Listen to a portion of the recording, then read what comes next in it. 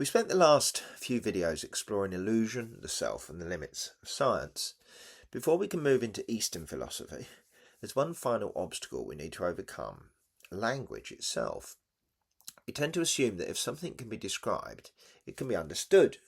But what if that's not true? What if words are brilliant tools for everyday life, yet hopelessly inadequate when we try to describe consciousness or reality itself? In this video, we'll discover why scientists, philosophers, and mystics have all reached the same unexpected conclusion: that language can only ever point towards reality, never fully capture it. Physics, Consciousness and Reality, Dickie Dredd and Nigel Adams.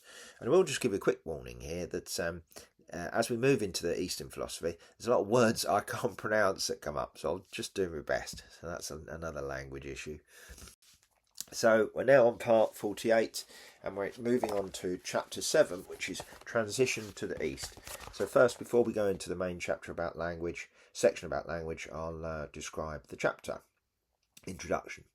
So this chapter marks a turning point in the book, shifting from the largely Western scientific and philosophical explorations of part A to the perspectives of the East that will dominate part B. Rather than driving straight into Buddhism or Hindu frameworks, it opens with a bridge: what neuroscience, language and indigenous traditions already reveal about the fragility of the self and the plurality of ways of knowing. First section looks at the brain and identity. Neuroscience shows that the I we take for granted is far from stable. Networks in the brain continually construct and reconstruct our sense of self. Damage to certain areas or practices such as meditation can dramatically alter self-perception. This ties back to earlier discussions of the self as fragile, illusory or emergent, and anticipates Eastern claims of non-self. Next, the limits of language are examined. Even in Western philosophy and physics, words and equations eventually stumble when trying to capture reality. The East takes this further. Koans, paradoxes and the Tao Te Ching use language precisely to undermine language, pointing beyond concepts. This sets up the need to approach Eastern thought with different expectations, less about propositions, more about experience and insight. The chapter then considers indigenous perspectives. Ways of knowing rooted in land, cycles and relationality highlight alternatives to the Western scientific gaze.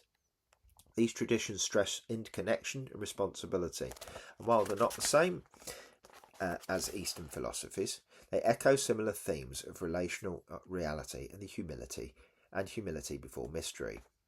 Finally, the history of East-West encounters is sketched.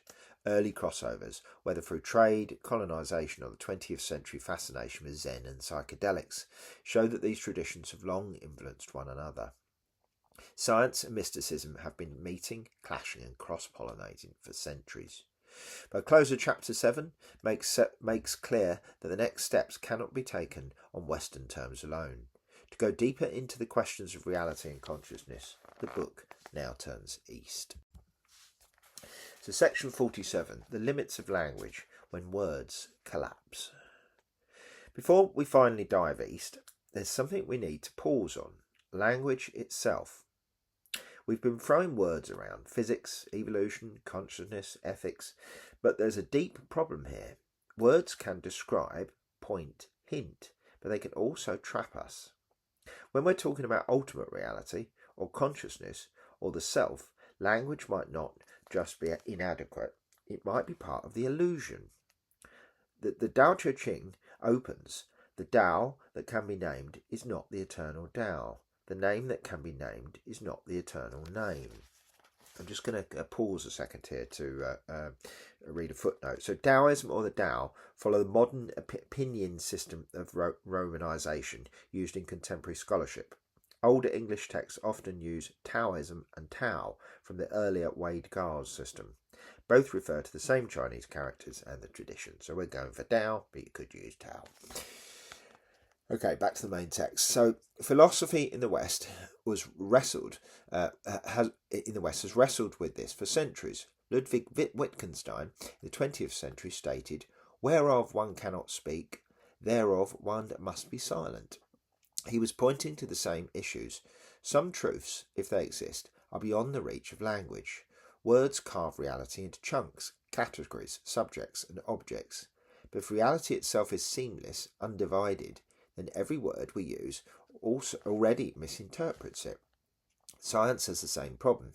Equations are elegant, precise and astonishingly powerful, but they're still symbols. A wave function isn't a wave function out there, it's a mathematical tool to predict outcomes. Language and maths let us model but never touch the thing itself. You don't capture the taste of an aubergine with a chemical diagram, you only map one level of it. Mystics across traditions have hammered this point. Zen Buddhism loves paradoxical koans. What is the sound of one hand clapping? Not because they're puzzles to be solved, but because they short-circuit the linguistic, logical mind. The Tao Te Ching opens with the Tao that cannot be spoken is not the eternal Tao. Language is useful for pointing at the moon, but stare at the finger and you miss the moon.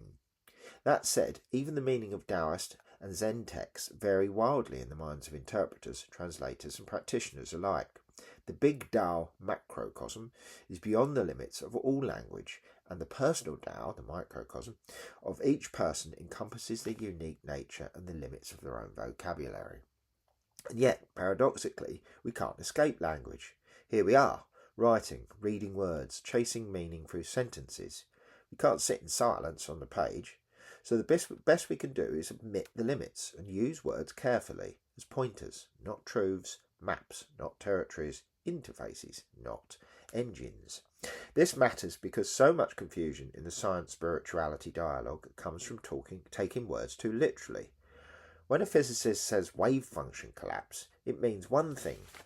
When a mystic says collapse the ego, it means another. The temptation is to conflate them, to think physics is proving mysticism, or mysticism is secretly physics. But often both are just straining against the edges of language. The first Western translators of Eastern spiritual writings were heavily influenced by European trends of the time. Followers of psychoanalysis, theosophy, and the Rosicrucians all sought deeper knowledge and validation through exploration of Eastern traditions, and at times may not have been as rigorous in their interpretations as they could have been, inadvertently beginning a process of dilution and syncretism that has continued ever since. Here's the key point to this section. Don't mistake the words for the thing. Consciousness, illusion, self, energy, reality, these are labels we're forced to use, but the things themselves may be utterly beyond words. Recognising the limits of language isn't defeatist, it's freeing. It lets us take science seriously, mysticism seriously, but without demanding they be shoehorned into some vocabulary. And this sets up the pivot east perfectly. Because Buddhism, Vedanta, Taoism, they don't just admit the limits of language, they would build systems around it. They use paradox, metaphor, poetry, even silence as tools to point beyond concepts. Where Western science hits Gödel's incompleteness theorem, Eastern thought smiles and shrugs. Of course you can't wrap the infinite in words. That's not failure. That's the nature of the game. Perhaps the greatest mistake we make is confusing the map with the territory. Words are indispensable. Science depends on them. Philosophy depends on them. And every spiritual tradition relies on them. But all of them also reach a point where words begin to collapse under the weight of what we're trying to describe. That isn't a weakness of language. It's a reminder that reality may always be richer than our descriptions of it. In the next video, we're still in Chapter 7, Transition to the East, but we'll explore East-West dialogues and ask what happens when two very different ways of understanding reality first encounter one another.